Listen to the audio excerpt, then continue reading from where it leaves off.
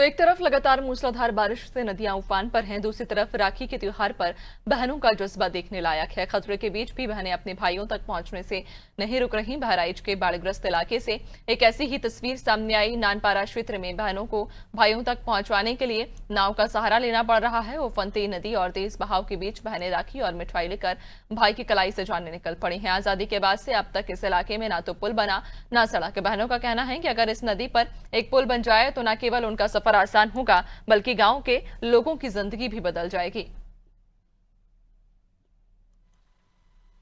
मैं उस पार अपने भाई को राखी बांधने के लिए जा रहा था, लेकिन नदी बाढ़ जाने पर नाव के सहारे मैं खड़ी हूँ, इसलिए वो उस पार नहीं जा पाता हूँ कि एक पुल हो जाता तो मैं आसानी से जा सकती हूँ। तो क्या इस नदी पर कोई पुल नहीं है जाने के लिए? इस नदी पर पुल कोई जाने के लिए नहीं है। नदी के उस पार अपने भाई की राखी बांधने जा रही।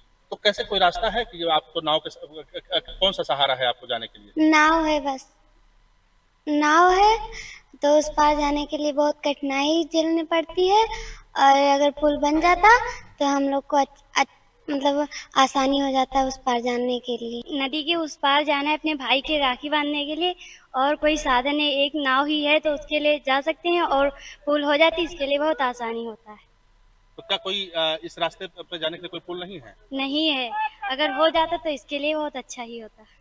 क्या मांग करती हैं आप योगी सरकार से? अगर पुल बन जाए तो इससे और बहुत बढ़िया हो जाए नाव से।